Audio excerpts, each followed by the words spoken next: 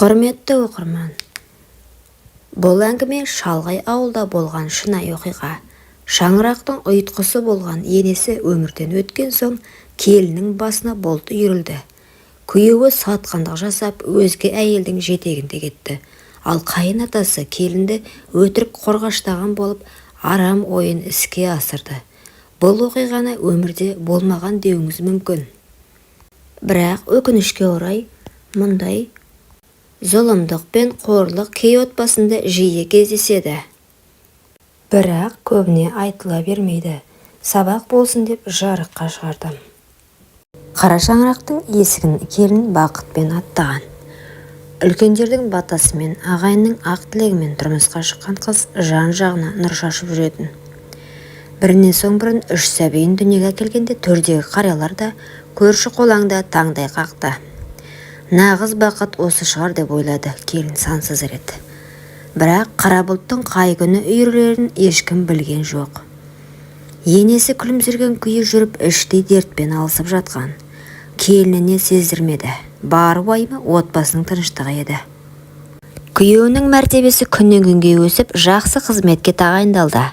Үйге сирек оралса да келгенде сыйлыға келетін, балаларын сүйетін, келін тағдырына мың алғыс айтатын. Бәрі жақсы еді, бәрі де көзге көрінбейтін ұрланған бақытта еді. Енесінің шүңірейген көзі күн сайын солғындап бара жатты. Тіліне шағым салмады. Түнде ұрлана жылап іштен тынды. Асқазанның жанын жеген сырқат күн сайын үдеді. Бір күні түскі шай үстінде енесінің қолындағы кесесі сынып түсті. Ол еңкейген бойы қайта көтерілмеді. Ауруханаға жеткізгенмен дәрігерлер ауыр үкімі бәрі аяздай қарып өтті. Кешіріңіздер, асқазан рагының соңғы сатысы. Бір апта өтпей енесі бақилық болды. Қара шаңырақтың іргесі сықырлады. Көңілдер қаңырады. Келін енесінің жансыз денесін құшақтап, ащы зармен жер жастанды. Енді бұл үйде оны қорғайтын адам қалмаған еді. Жесір үйдің шаруасын жалғыз арқалаған келін күндіз күлкіден, түнде ұйқыдан айырылды. 3 балапанын жетектеп жүріп, тірліктің бар салмағын көтерді. Күйеуінің үнсіздігі жүректі мұздатты. Әуелде қызметтің қамы шығар деп адықтады өзін. Бірақ бір күні қақпадан бейтаныс жас әйел қолында баласымен бірге кірді. Жанында күйеуі. Бұл менің баламның анасы, бұдан былай ол да осы үйдің адамы, деді. Күйеуі безбүйрек үнмен. Келіннің жүрегі сол сәтте тоқтап қалғандай болды. Үйдің іші бозғылт үнсіздікке көмілді. Қайната таяғын сылпылдатып табалдырыққа шықты. Көңілдес қыздың жүзіне тіке қарады.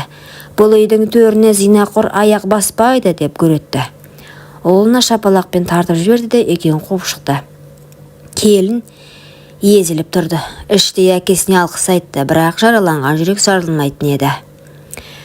Келін енді жалғыз еді. Қара шаңырақтың ескі терезелерде күңіреніп тұрғандай сезілді.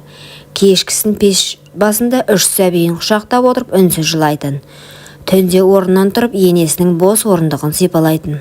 Мен шыдаймын, мен олар үшін өмір сүремін деп өз-өзін қайрап жүрді. Бірақ ішкі күйзеліс оның нәзік жанын мүжіп бара жатты. Күндердің күнде атасы келіннің қасына отырып арқасынан қақты. Қорықпа жаным, мен сендер үшін бармын, балалар менің ұрпағым, деді.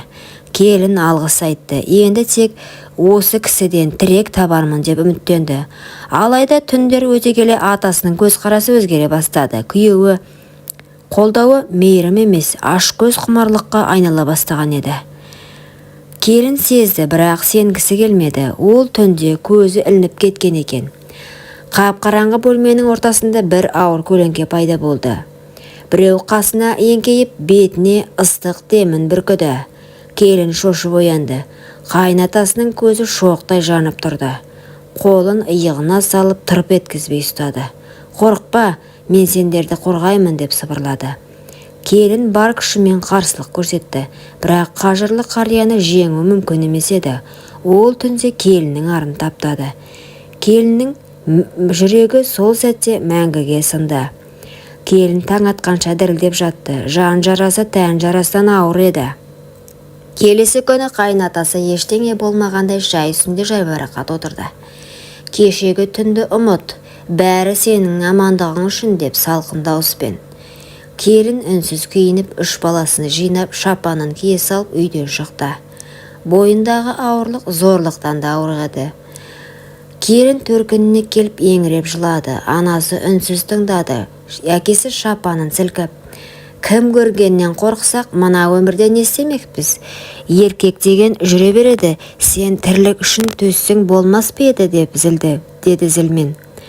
Келін тіл қатпады. 3 баласын құшақтап, төркін үйдің бұрышында бүктісіп отырды. Ертесі үн-түнсіз кетіп қалды. Қаланың шетіне бір ескі жатақханада бөлме жалдады. Жұмысқа тұрды. Балаларын күндіз балабақшаға, түнде қасына жатқызды. Күндер өтіп жатты. Аурудан қалған шошынысы кетпеді, бірақ ол балалар үшін күресті. 1 жылдан соң кафеге жұмыс істеді. Сол кафені жалға алды. 2 жылда пәтер алды. 3 жылы балалары мектепке барды.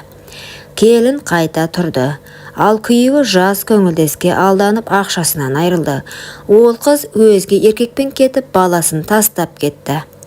Күйеуі қайыршыға айналды, ішкілікке салынды. Әкесімен бірге араққа салынып, бір күні көшеде өлі табылды. Жылдар өтті. Келін жетімдер үйіне өткізбеді балаларын. Кафесі өсті, кішкентай асханаға айналды. Тұрақты клиенті де көбейді. Қыздары мен ұлдары ер жетті.